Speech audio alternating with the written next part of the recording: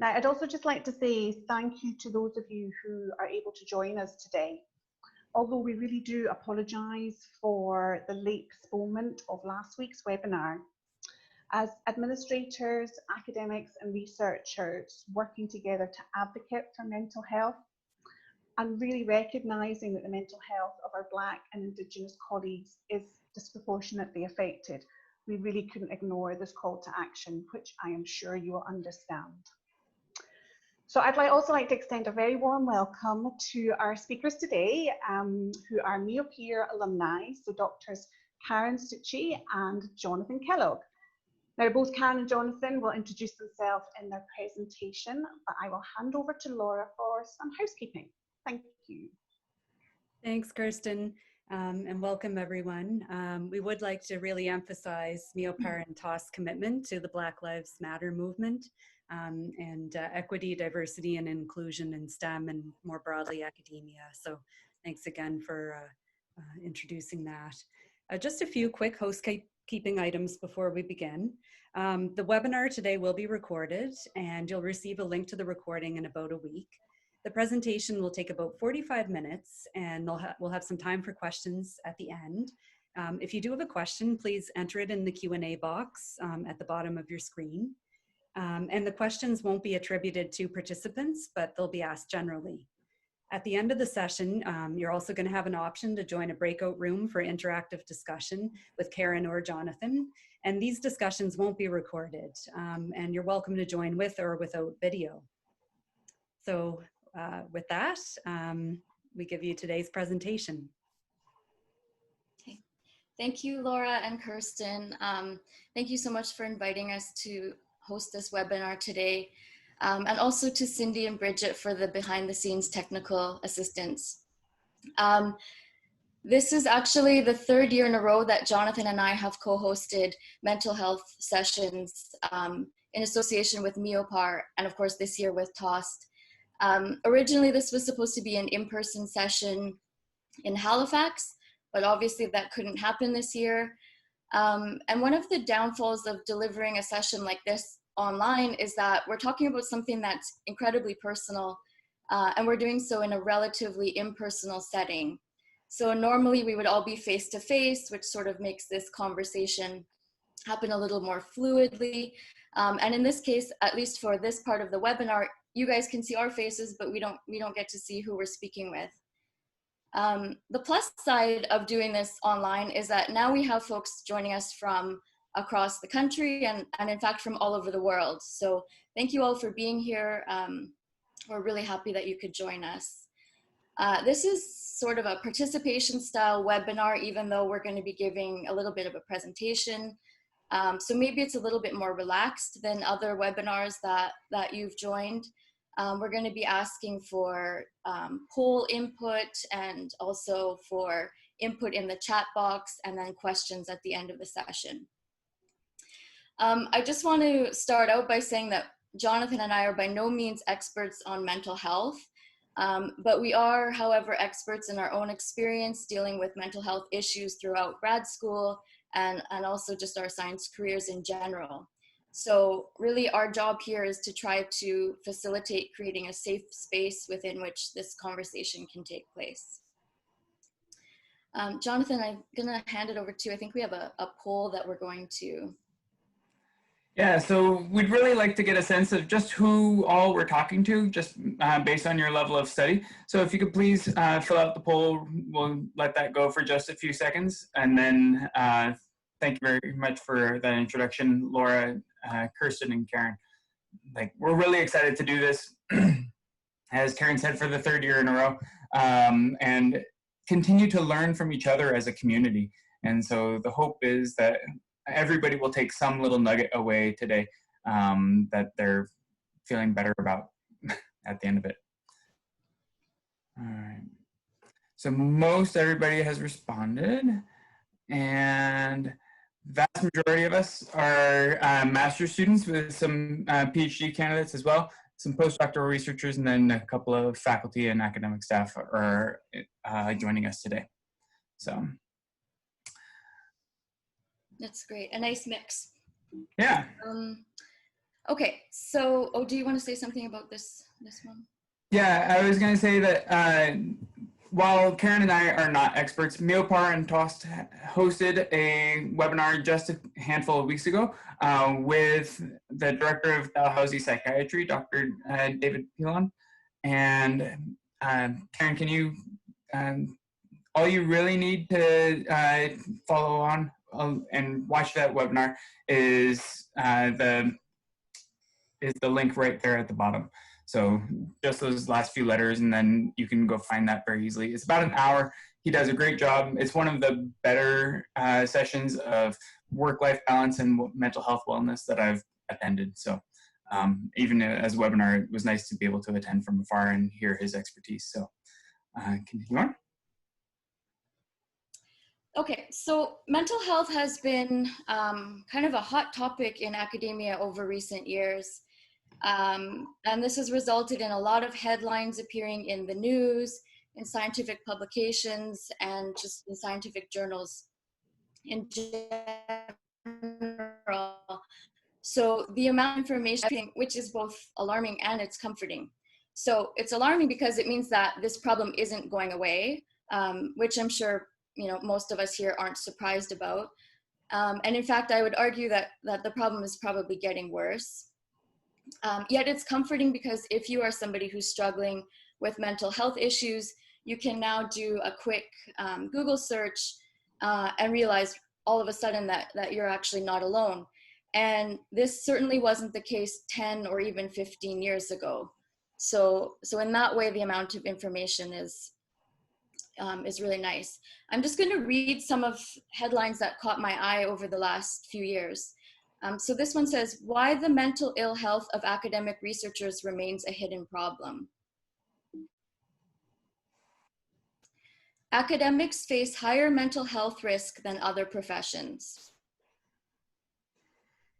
More academics and students have mental health problems than ever before. PhD students face significant mental health challenges.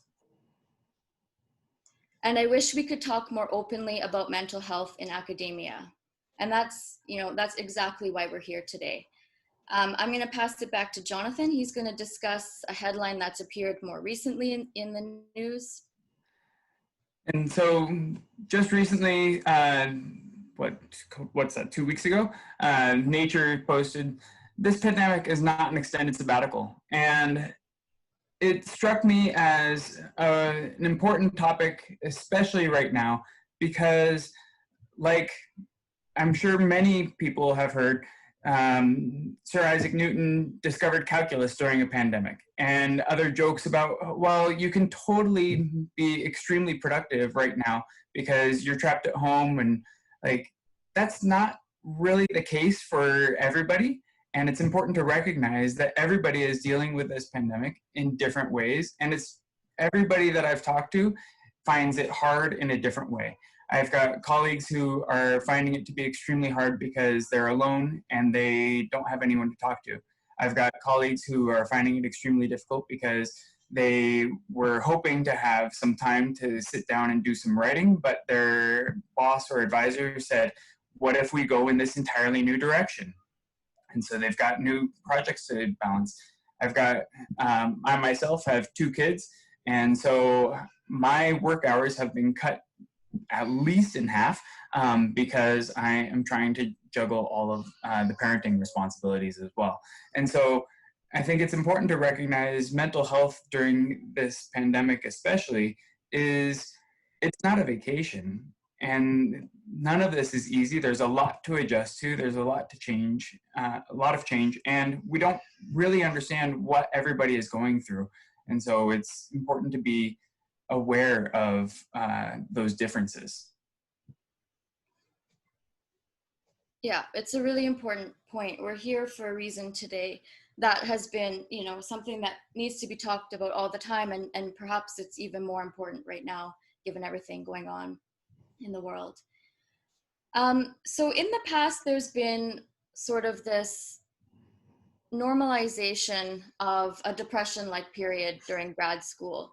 And you may have heard of terms like the dissertation blues or academic blues. This period of time can be characterized by things like a lack of confidence in oneself, at a certain point in the program, losing steam, so lacking motivation, and not feeling like writing, not feeling like finishing what you're working on.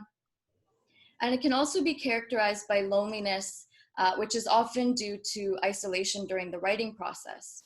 So I'm sure, many of us have experienced that if we need to write a paper, if we need to finish a report, and especially if we're writing a thesis or a dissertation, most of us tend to isolate ourselves so that we can really focus and get that writing done. The problem with that is that prolonged isolation can lead to feelings of loneliness that, are really difficult to differentiate from the loneliness that's often experienced during an actual episode of depression. So this is, sometimes seen as almost a necessary part of grad school or as a rite of passage. And if you are somebody who experiences this, somebody might say to you like, oh, it's okay that you feel this way. It happens to most of us. Or everyone goes through this and you'll feel better once you finish your thesis or once you graduate. The problem here is that there's a very fine line between a temporary period of, what they're calling the blues or what they call the blues and actual depression. And the risk here is that if you're experiencing actual depression and you need, real support for that depression, your depression could be brushed off as simply the dissertation blues, and you might not get the support that you need. So before we go into some of these factors, I'd really like to have to ask you all, have you had the open conversations about mental health in grad school or your workplace? Like, how many of you have actually had the ability to talk with somebody about the factors that affect mental health, what it means to deal with mental health issues in your workplace?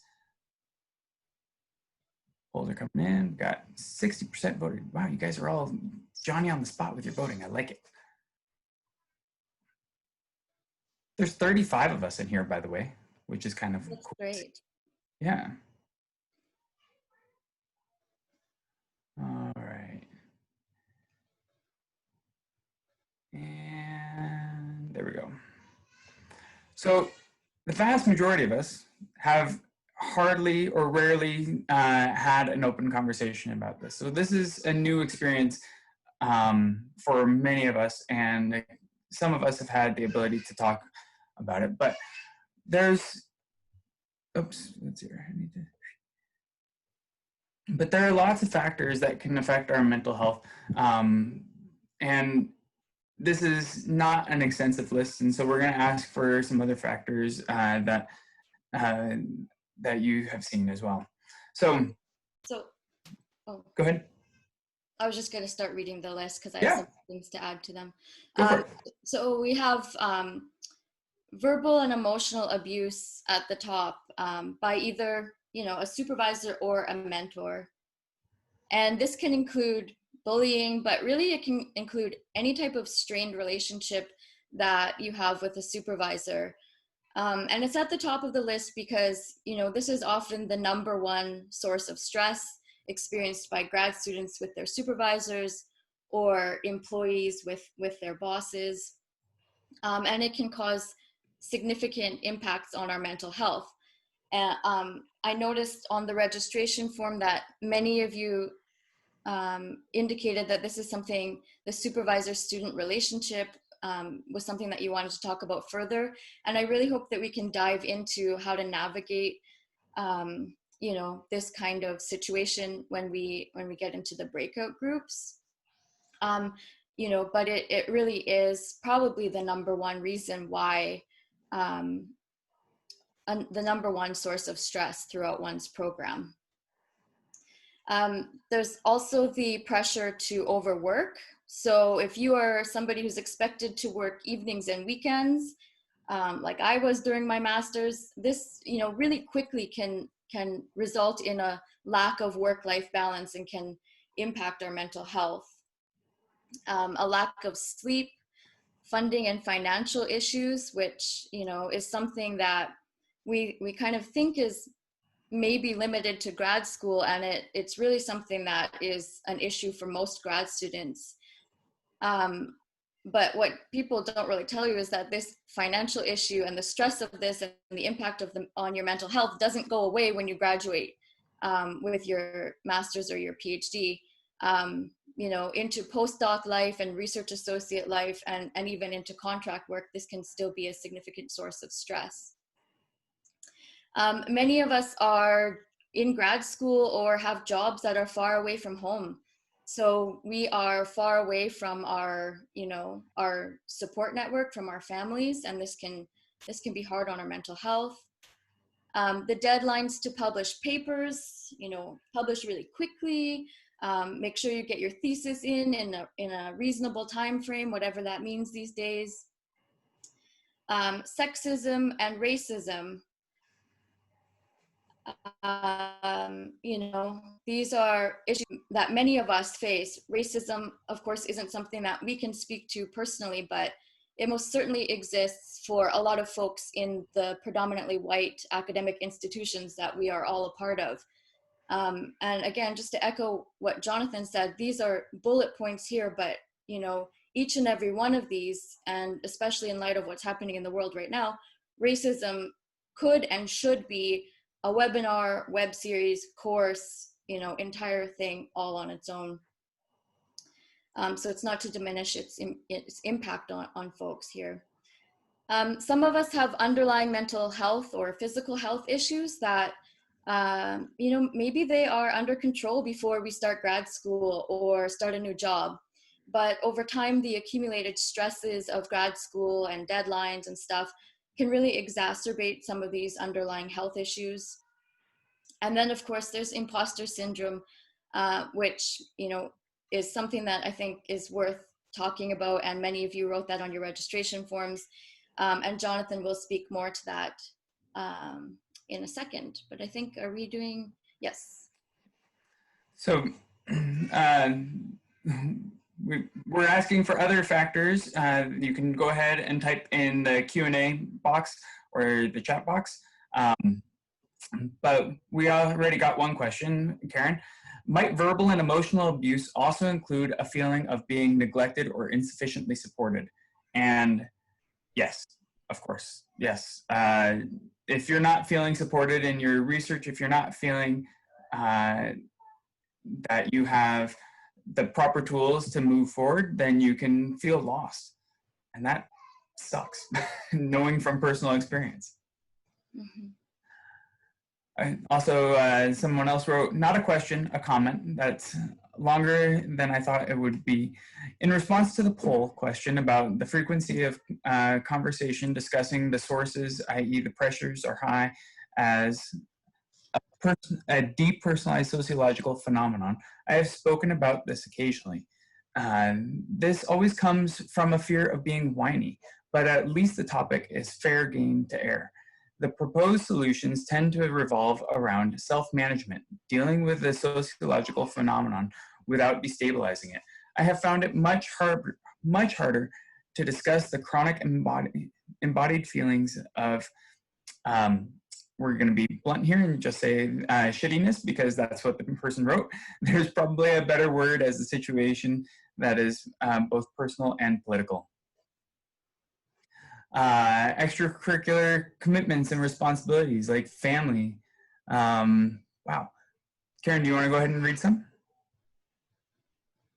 Yeah, unclear or unrealistic expectations from supervisors or teachers, extracurricular commitments and responsibilities of family. Of course, that's a huge one, and something Jonathan will touch on a little bit in this session and also in the breakout sessions.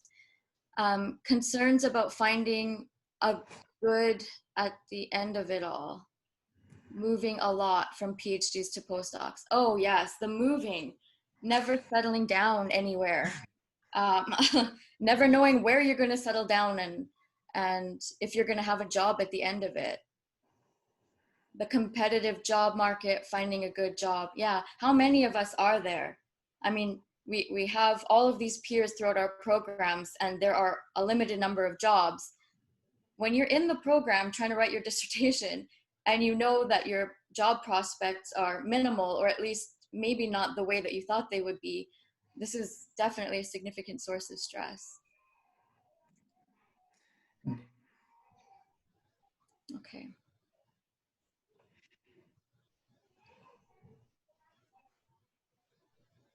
With COVID, all in-person interactions are canceled. Less things to look forward to in terms of training or conferences, life. It's just hard right now. Yeah. Yeah. Continuing, Karyn? Yeah, we can. So a little bit about my background. I was trained as a hydrothermal vent researcher. I got the pleasures of going down in Alvin to the bottom of the ocean. I got to go down 2,200 meters, which was pretty darn cool and deeper than either of my brothers in the Navy. I got to go in their submarines. I also got to use some cool toys like Abe and other AUVs, and spent about 3 months out at sea.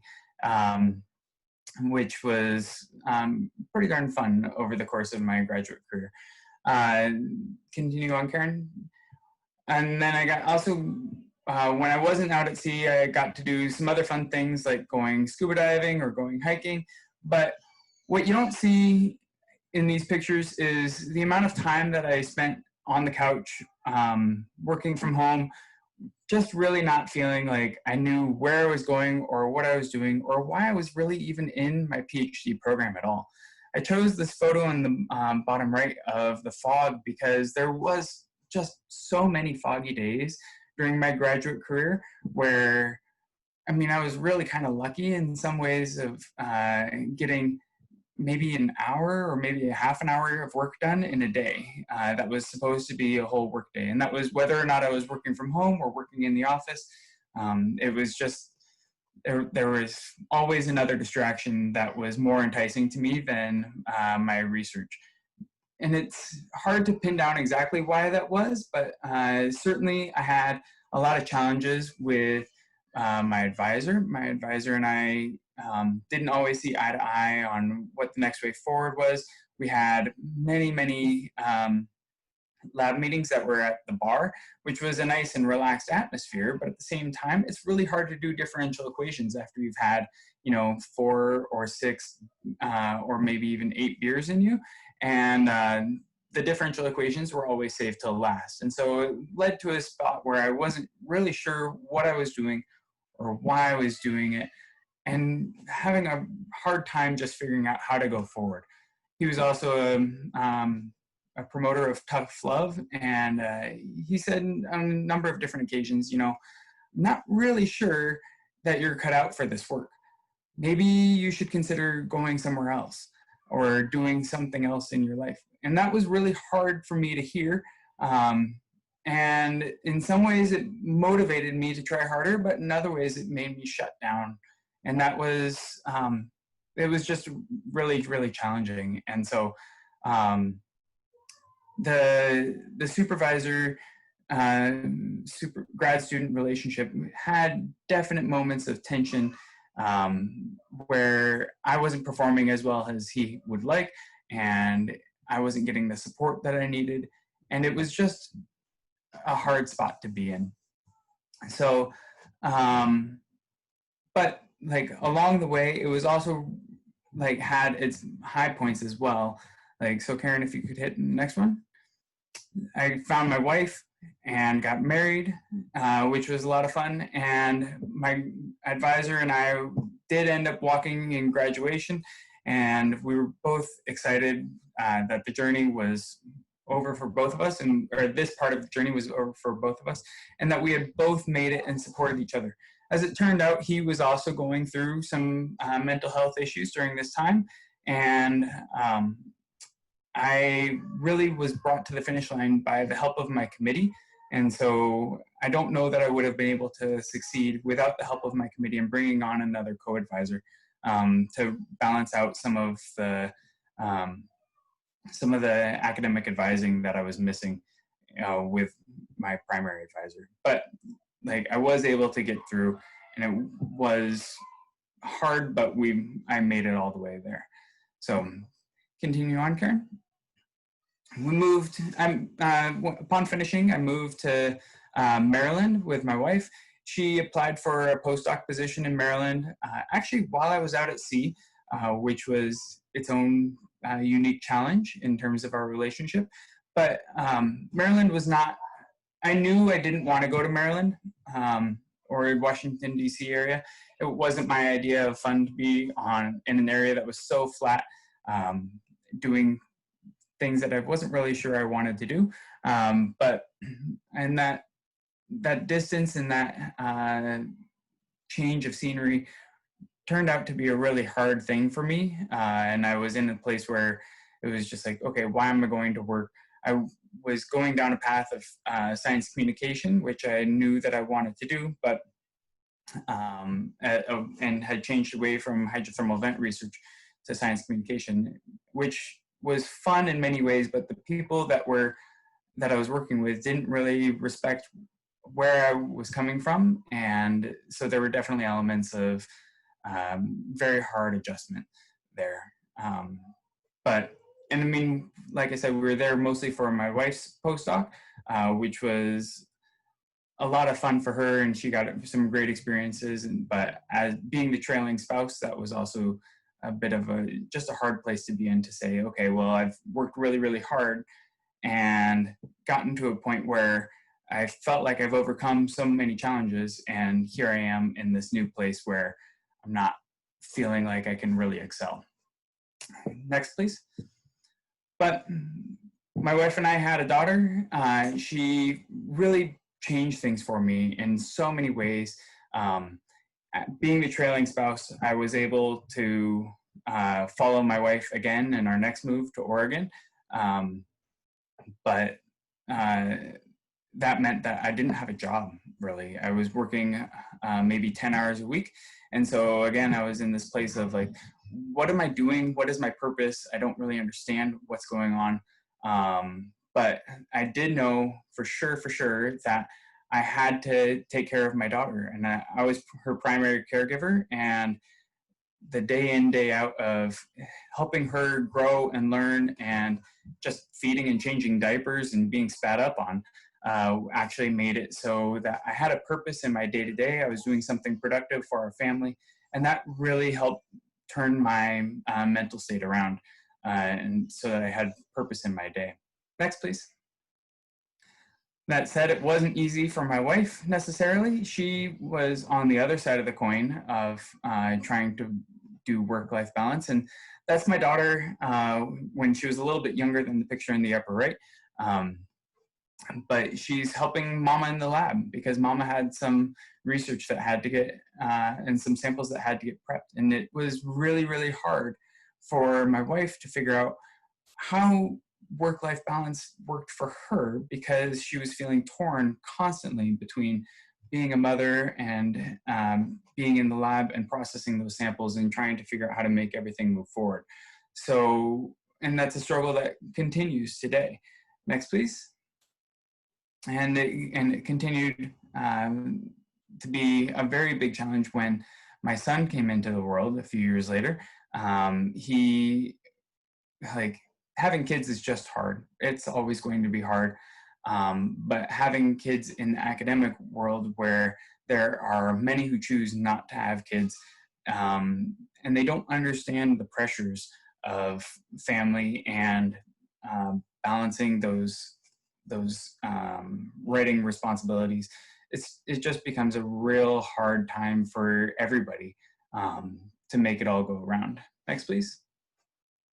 And it continues to be a lot of fun. My family and I we're big campers, and we love going exploring the outdoors. But like I said, during this time right now, we are trying very hard to figure out how to balance 2 kids, and with French immersion and daycare and being a short order cook and everybody in the house all the time during the pandemic, it's just hard. it's so much fun to see them every day, but it's also really, really hard to figure out how to continue to be productive and work, and figure out how to find that balance. So anyway, continue. So along the way, I've been through a handful of different jobs at this point, and I had to change from being a hydrothermal vent researcher when I was a graduate student to being a science communicator, and finding somebody to trust that I can communicate science in a way which is understandable and relatable, and helping every employer see that I had something to offer was not necessarily an easy thing. And so often I was told, well, you've got a PhD, so you can't do science communication. It's like, no, I really can, and I really try hard to learn from every experience. But imposter syndrome was something that resonated throughout. So continue. So imposter syndrome is, if you haven't put a name to it before, it's that feeling of, why am I here? Why am I doing this? Because there's so many other people here who are better than I am. Or like, am I really good enough to be doing this? If I had to guess, if you're a master's student or a PhD student, chances are high that you were at or near the top of your high school class. And then if you continue on into undergrad, you're probably at or near the top of that class as well. And then if you continue on into master's, all of a sudden you've got this concentration of people who are in the top of their class. And you might very well think, like, I'm good. I know I'm good because I've been told that I've been good at academics for my entire life. But now I'm surrounded by all these other people who are good. And am I good enough? Well, that's a hard thing to really put your finger on. But it's important to understand that the reason you are there is because you are good enough. And it's important to remember that you not only are good enough, somebody else selected you as being better than many of the other people who applied for that same position. So I think that we'll continue to talk about imposter syndrome in the breakout sessions, and we'll touch on it later. But Karyn, I think you're up next. Oh wait, actually, before we go back, can we go back one, Karyn? We had a poll about that one.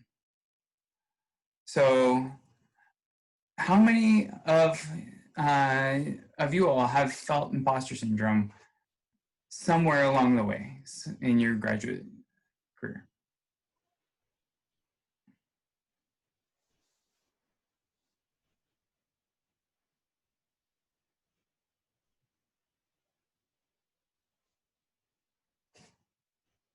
Wow.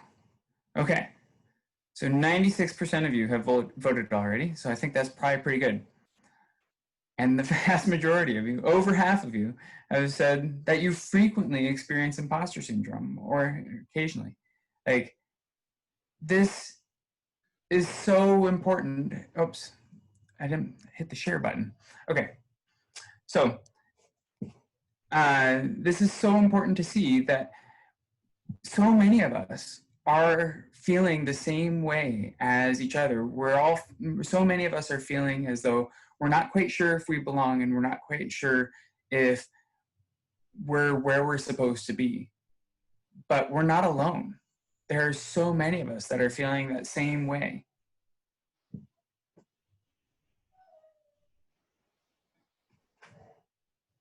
Go ahead, Karyn. I'll just say that we'll get to the Q&As at the end of the other questions at the end of the session. So yeah, thank you for sharing that, Jonathan. I'm going to talk a little bit about my personal story and why this matters to me. And if anyone is hesitant about joining the breakout session with video, I can completely empathize with that, because, you know, these are things that obviously, with the majority of us not having regular conversations about this, these are things that are not easy for us to talk about. but this matters to me personally because I am one of the statistics in the headlines that we see. I am somebody who experienced periods of depression in my master's program, in my PhD program, and I've had a generalized anxiety disorder pretty much my whole life. So mental illness is something that I think about and have to think about on a daily basis. So I feel compelled to share my story because I definitely don't want other people to feel as alone as I did when I first started experiencing this in academia.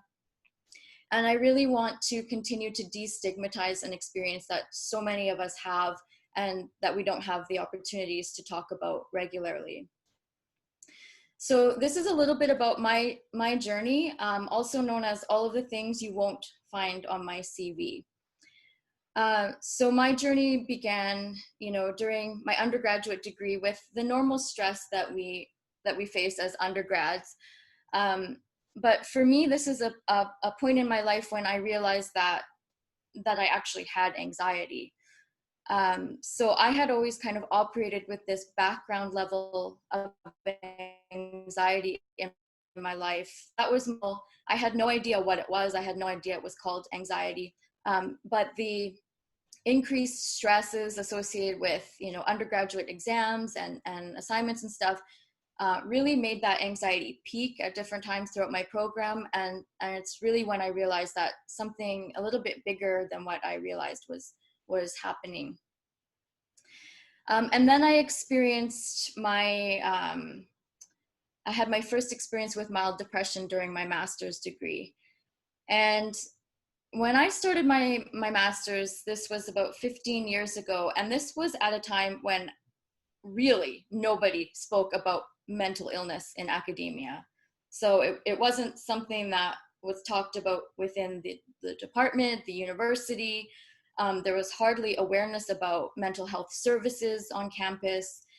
There were definitely weren't webinars about this. And, if at the time experiencing this, people didn't talk about whether or not they were experiencing it, if they were experiencing it. So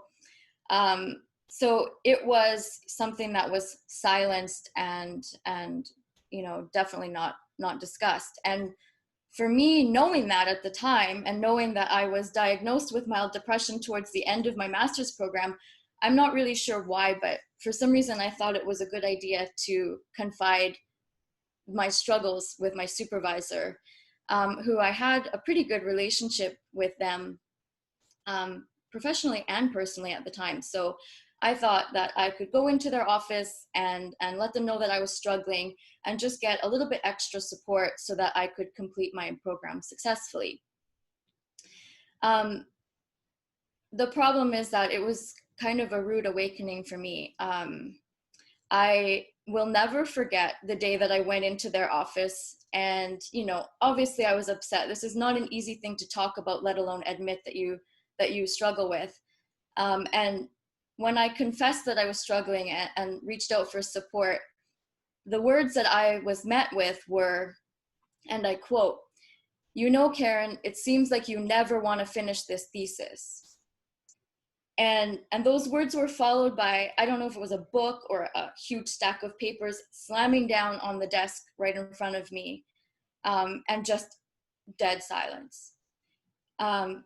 So obviously this was, a really jarring experience after reaching out for support and being met with that. And it was in that moment that I realized that I was part of an environment where my worth was absolutely measured by my productivity. And I had somebody telling me that my lack of productivity at the time, because of my depression, this was a time when I couldn't really get out of bed for weeks or, maybe up to 2 months.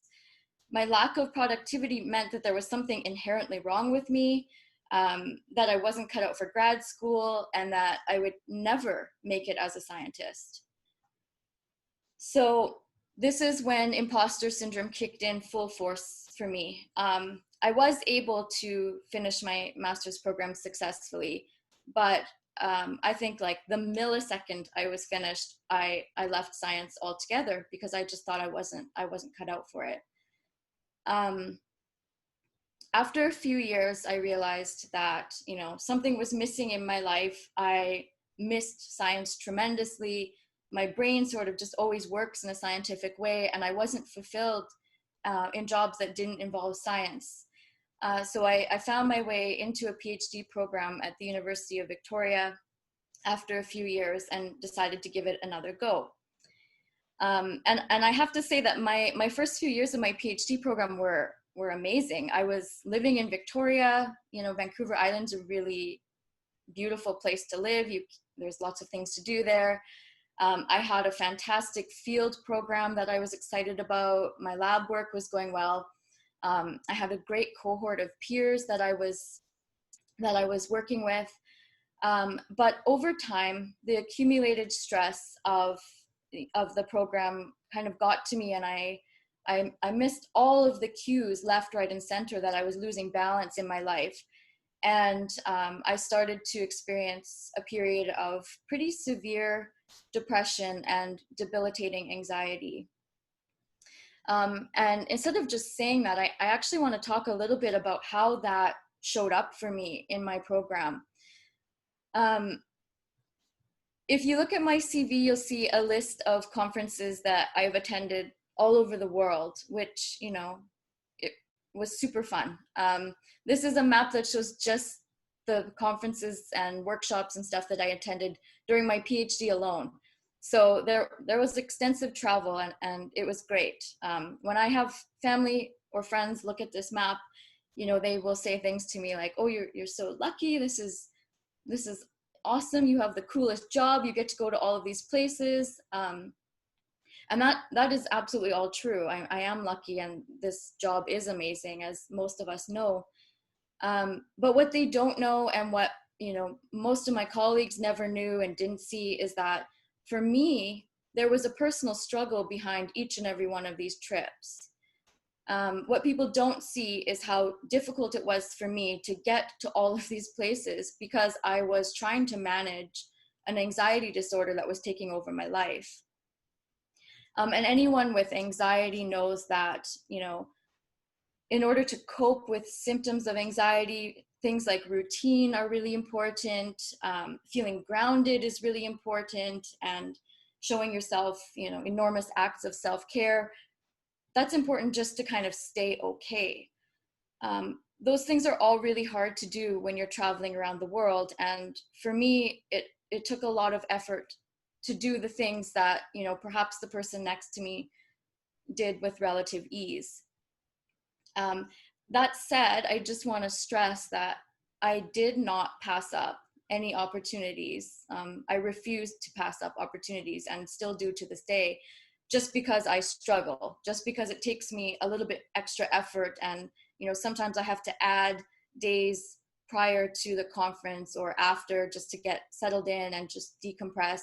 I've learned how to manage this, and I don't let it impact the opportunities that I take.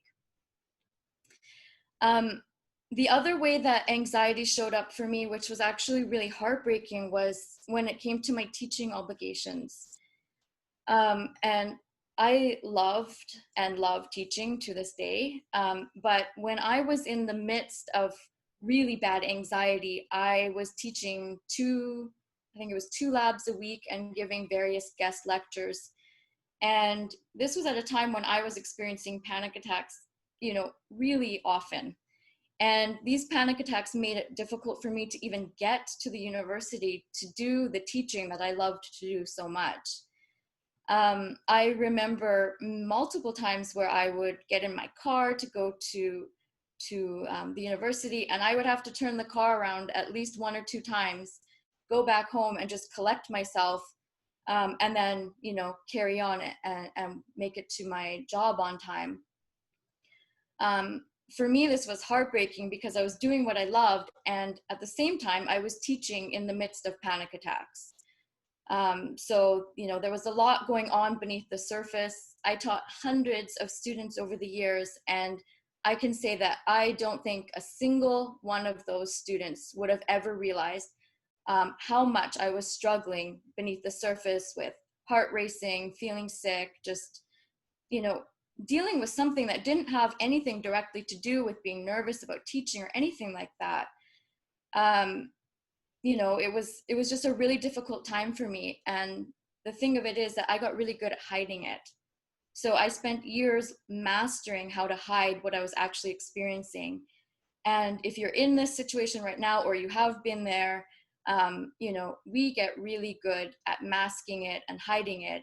And the problem with that is that masking these struggles is incredibly exhausting.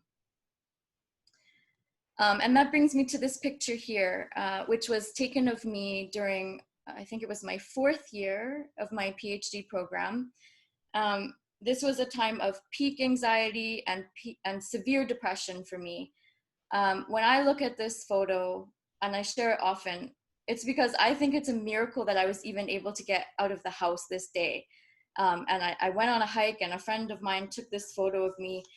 That's how bad things were for me at the time. I was really, really struggling. I could barely go to the store without having a panic attack. You know, and it took that level of severity for me to realize that something had to change. Had I had prior to that, I could have maybe picked up on cues all along the way, but I had let the balance, you know, diminish so much that I lost all balance in my life. And at that point, I was finished with all of my fieldwork and my lab work. I decided to take a chance. It was, you know, 7 to 10 years later, I decided to confide in my supervisor again. And luckily for me, my supervisor was incredibly supportive. And I made a decision with his support to move back home, to be surrounded by family and friends, and to get that balance kind of back in check.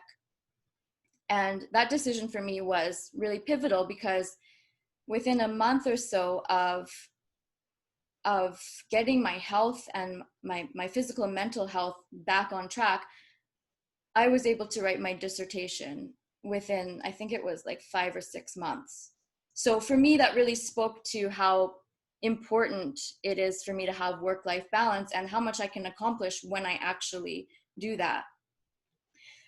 So here I am. I'm a research associate now and a former postdoc, and I have just decided to exist in this career authentically at this point in my life. I'm tired of hiding who I am. I'm tired of showing up at meetings and pretending that I don't have the struggles that I have, because I've never had a conversation with somebody about this stuff where, you know, they were surprised by any of it, which, you know, is heartbreaking in a way, but this is the environment that we're in. So now my career might look differently than I thought it would have 15 years ago, when I was, you know, I thought I knew for sure that I was going to be a professor. I was going to be tenure track professor. My career looks differently now, and you know, and that's okay. I actually, now that I know what it's like to have a work-life balance, to do science, I do mental health advocacy part-time now. To have this kind of balance in my life, I'm surprised that I didn't know that this kind of fulfilling career was possible. I'm taking a lot of time here. One other thing I want to say quickly is that one unexpected outcome of having these conversations is that I really feel like my science has benefited from it, because I think people genuinely care more about my work now that they know me as a person. Jonathan and I have given these workshops in conjunction with larger scientific meetings in the past. We get to know people, we have conversations with people. We're not just names on posters anymore or on presentation schedules. We're not just our CVs. We are human beings who are showing up as we truly are. And I think that, you know, it's just really benefited my work in a way that I didn't know was possible. So all of this is to say that, you know, I believe that we can be incredibly successful, whatever that means for you, even if your struggles behind the scenes might be greater than other people's. If it takes you longer to do things like publish a paper or write your dissertation, these things are okay. Nobody tells you that, but these things don't make you a failure and they don't make you an imposter. It just means that your path might look a little bit differently than the next person's. Maybe you have to work a little bit extra harder to take care of yourself in the process, and that's perfectly okay. So I'm going to invite Jonathan back, and he's going to talk about some warning signs that you're could be lacking balance. Maybe we should check in with the chat here. We do have some good comments in the chat. Things that will probably, I think, make sense to come back to at the end. Okay. Currently. So, warning signs that you're lacking balance. Your relationships are just struggling. It's just hard. Every day is hard in different ways. You're not quite sure what's going on. Your life is a literal mess. You've got stuff everywhere. You might not be able to clean things appropriately. You're spending too much time on your devices, whether they be your phone or your computer, but you're not really getting much done. I certainly struggled with checking work emails. I always was like, oh my gosh, I got another email. Is it from my boss? Oh, okay, it's not from him, thank goodness. And so that was, those moments might be an indication that something you've got is going wrong. Perfectionist tendencies. There's always a way to improve whatever it is that you're working on, but if you can't ever recognize that what you're doing is good enough to call it done and to put it down, that's also a problem, because life is about saying, some things it's time to move forward from. Working endless hours with little to no productivity. As Karyn and I both experienced, there were definitely times where it was just hard to get anything done in a day, much less a week, much less a month. There was a period in my graduate career where I think I wrote a page in a whopping, might have been 2.5 months. Yeah, and it was not a good place to be in. I was finding everything I could possibly do except getting the writing done. And that if I had acknowledged it and talked about it with somebody, then I would have probably have been able to move forward and get the help that I needed. Not taking proper vacations. You might think that you can actually get most of your work done, and you'll continue to get more work done if you just keep on working, but that's not entirely true. As with working endless hours in a week, you can't work endless hours on end without taking a break.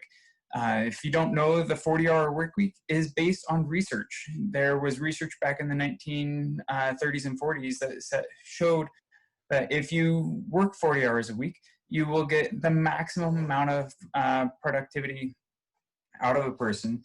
But if you work 50 or 60 hours a week, you'll actually get less work out of that same individual than you would if they actually just worked less. People need balance. They need to have that time for themselves and to do the rest of life. We are all more than just scientists. We are also individuals who have a life outside of our work. Chronic pain, lack of sleep, fatigue. Dr. Pullen, who was the director of psychiatry, he mentioned, like if you are staying up an extra hour to get something done, how likely is it that you'll be able to actually get that done in that extra hour versus if you were to get that sleep that you needed? Might you be more productive the next day and actually be able to move that forward farther in a more coherent fashion? I know that many of us are guilty of writing that last email or thinking about email late at night, or thinking about our work late at night and just saying, oh, well, I can figure out this one last task. But that's not necessarily the best thing for us mentally or physically, because we can probably do better if we go to bed, try again tomorrow, and continue moving forward in a more healthy way. not eating properly, being unmotivated, and not having clear boundaries for work. If you feel as though you need to answer those emails at any time, day or night, whatever the case may be, that's a problem. The single biggest factor that has reduced our work-life balance in the last 10 years is the transition to smartphones. Smartphones have made email and work available to us all the time, and that's not a good thing. We shouldn't necessarily be checking our work email and our email in general at any time, day or night, and feeling like, oh, I got a chime, I have to reply right now. You can set boundaries on when you are going to work and when you're going to have time for yourself. Feeling guilty during free time. And certainly, like, that happens especially on vacations and things like that, where you're like, oh, well, should I just check that work email? No.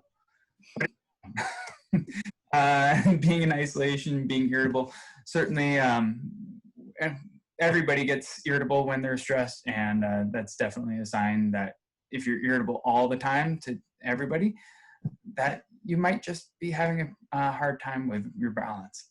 So what are some of the other signs that you've seen? Please type them in the Q&A box and we'll call them out.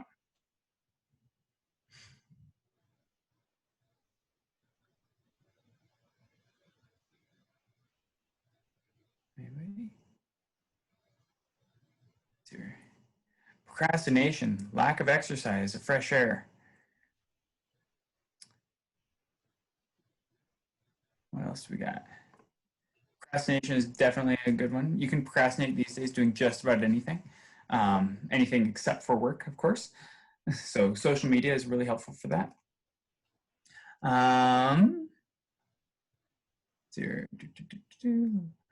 Lack of exercise. If you're feeling like you're just not able to get out and explore the world outside, fresh air can help you be revitalized and move forward. Let's continue on, Karyn. Social disinterest. Yep. So tools for finding balance and mental wellness. Find a support network and use your friends and peers. Like, especially during grad school, where so many of us are going through the similar feelings and similar emotions at the same time. It's nice that none of us in grad school, at least among my friends, were in the dumps or having the grad school blues at the same time. And so there were others to lift us up when we were feeling down, and people who really understood what we were going through because they knew all of the players involved. So having that support network was essential for me. Taking a break, going and seeing, like, just getting outside and getting that fresh air, getting that exercise can be really helpful. Seeing somebody, whether it be a counselor, a family doctor, or a naturopath, is definitely important. Getting your exercise, getting outside, getting the food that you need to be happy, healthy, and self-centered is really, really important.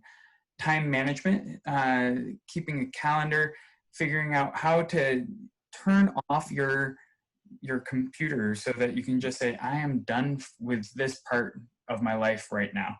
I mean, finding sleep is part of that time management, and limiting your work hours is also part of that time management. One of the things that I do in my own life is I know about how long my computer battery will last.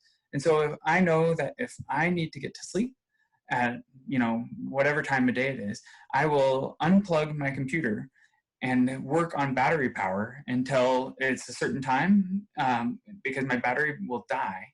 And then that will be, okay, it's not time to go get my charger. Now it's time to shut the lid and close it off and get ready for bed, or do whatever my bedtime routine is. Computers have a light that is, even with the blue light filters and all the things that we've figured out, if you're engaging in the computer, your brain is still far more active than it would be if you were engaging with a book, or engaging with another human being, for goodness sakes, or engaging with or just like whatever it is that your bedtime routine is, if you can close down the computer and close down some of that stuff, then you will get some more of your sleep back, and that will help you be more productive the next day.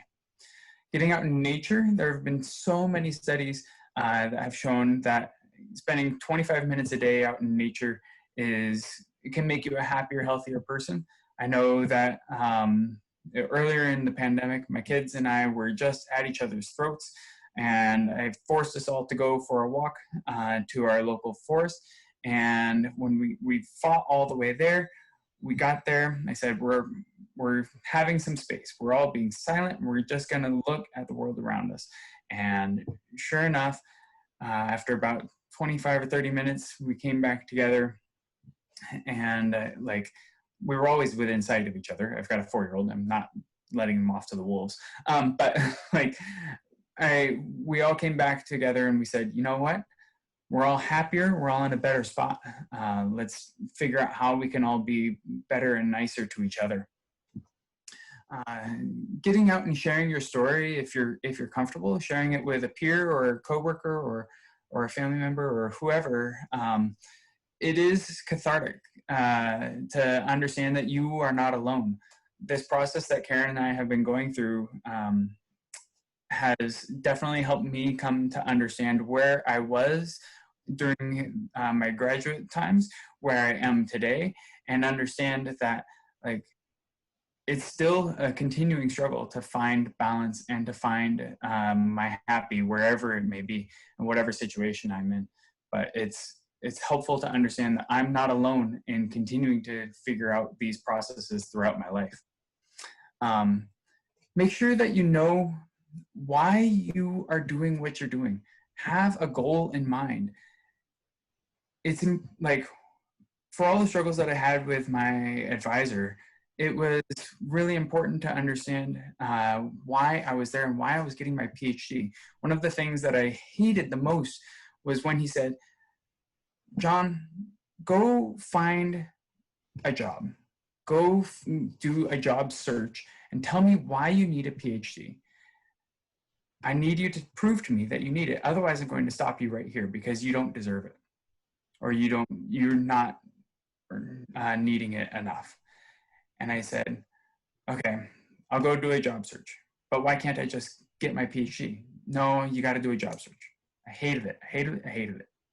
I came back after a month and a half or two of looking at all the job ads out there, and I understood so much better why I was getting a PhD, what jobs I was really excited about the possibility of applying for, and the fact that the PhD was going to unlock some doors for jobs that I was really excited about that I couldn't have applied for if I didn't have that degree. And that made me far more focused and far more motivated to continue on through the process. And that was really, it turned out to be a very helpful thing. And on the converse side of things, I then knew that what jobs I was excluding myself from by continuing on towards my PhD. And so that was also really, really helpful. Be kind to yourself. If it was a friend, what would you suggest they do? If you were talking to someone else, would you say those same words to them that you're saying to yourself? It's an important thing to remember that sometimes we're all harder on ourselves than we really need to be. And find the positive.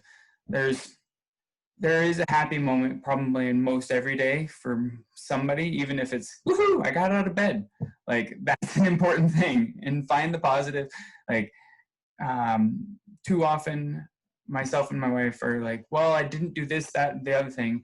I didn't get on any of these things done. It's just important to remind ourselves, what did we do? What did we accomplish? And something was done today that was good.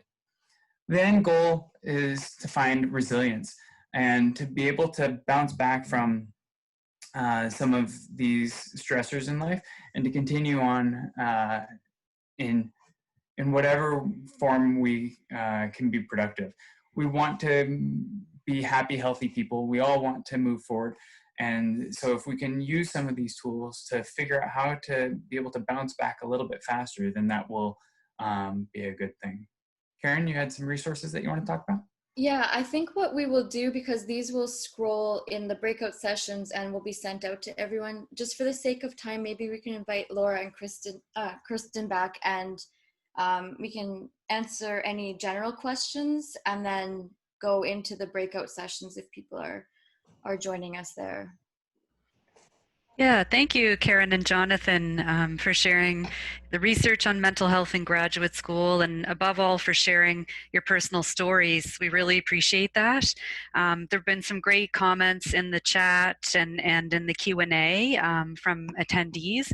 Like Karyn said, we have a little time for questions, and you're welcome to ask a question anonymously, and questions won't be attributed to specific participants.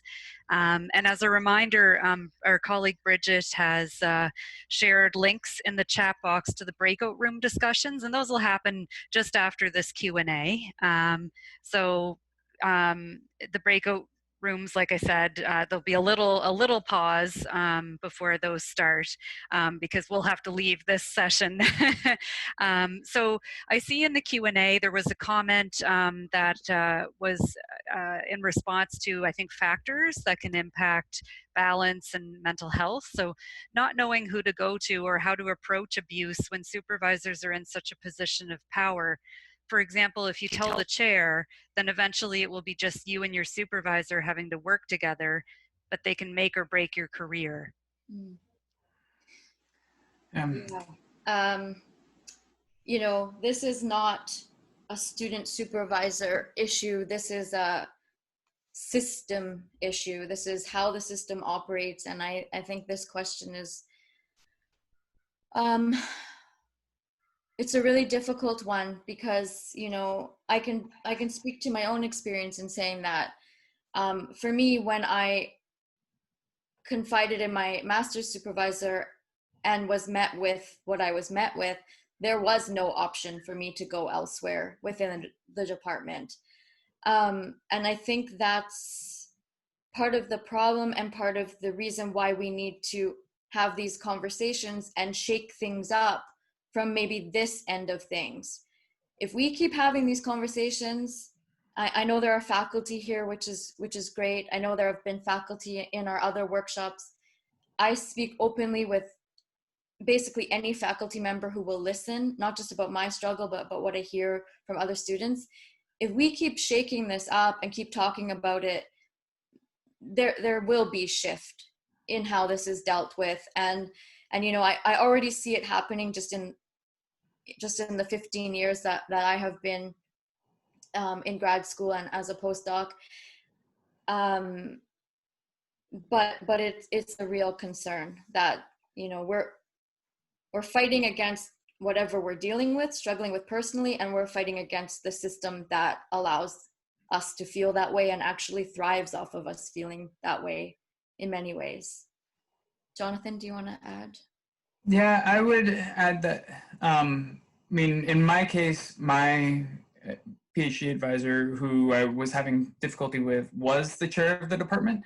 And so it wasn't that the issue could get back to him, it was that it was with the chair of the department, and therefore it was already an issue in that regard. That said, most universities have master's and PhD level committees where your committee members may be people that you don't see very frequently. But the thing that I came to learn over my PhD process was that the committee is really there to help you. The committee wants you to succeed. They want to see you move forward. And so if you can go to your committee members, maybe there's some committee member that you have a good relationship with, or some other faculty member that you have a good relationship with that you can be an advocate for you. They can work together to figure out what is a solution that makes sense in terms of transferring funding between one faculty member and another, or figuring out how some way in which everybody can work together to move forward. There's a comment that, yeah, everything does get back to your supervisor, and it really can get back to your supervisor, and it really can get back to being in a place where it's not necessarily the right thing. If it is such a toxic relationship that you can't imagine a way forward even with talking, then maybe it's time for either a change of scenery and change of location, which would suck, or a change of degree program. I've got another friend who they changed their degree program midstream and ended up finding a better situation with a different advisor and a different program, that then they also found a new passion to continue on forward. So.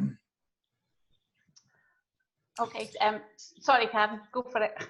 Oh, I was just gonna ask how we're doing for time and whether or not we should. That's a very good question. Yeah. Yes, because we have. I think I would like to say what I was going to do was actually ask one more question, but I just did a quick time check, and we are quite far in. But I think firstly, I'd just like to say to both of you, thank you so much for sharing your stories, and I completely resonate with the authenticity aspect that you were saying as well, Cam. And also thank you to everybody that's in here and for sharing so much. This has been much more interactive than I think, which is super. We're kind of hoping for this kind of interactivity. Laura, I was going to ask this one question. What are you thinking time-wise? I'm wondering whether we should just maybe break off, and then I'm hoping that as many of you can join the sessions there. What are your thoughts? Yeah, I think that would work if that's good, with you folks. There's been some great questions, so I hope as many people as possible can join us. Yeah. Breakout rooms. So Karyn and Jonathan can both talk about a lot of issues with, coping with anxiety in grad school, work-life balance, supervisor-student relationships, which is a big one and a big theme. If you're interested specifically in, things relating to parenting, then Jonathan has the edge on that. And so Bridget, our colleague Bridget Graham, has added in the chat box links and to the breakout rooms, and I'll just see if Bridget can add those again, just so that they're top of mind here for people. And the folks who ask questions, we're going to address those in the breakout room. So Kirsten and I are kind of making some notes on that right now. And thanks so much, Bridget. I see that she's added in the links. It'll just take a few moments for us to transition over to the breakout rooms. So please feel free to join now, or if you need a quick break, just click on that link and note it down. And yeah, we hope to have a good chat with you. And we hope everyone enjoyed the webinar. Please follow MEOPAR and TOSST on Twitter, and check out our events page on our website at meopar.ca. We really want to thank Karyn and Jonathan once again, and everyone for sharing their own stories and asking questions and making this a really interactive session. We welcome feedback on the webinar. Kirsten, do you have anything you want to add before we wrap up? No, I'm all good there, and just look forward to seeing as many of you that are able to join us in the breakout session. Fantastic. Yeah, I'll just add that I've been reading all of the comments in the chat, and thank you for those comments. It would be so lovely to see some of your faces. So grab a cup of coffee or a tea, and please join us to continue this conversation. We're just facilitating it, but really this is something that we will benefit from also if people continue to share with us and share with the group.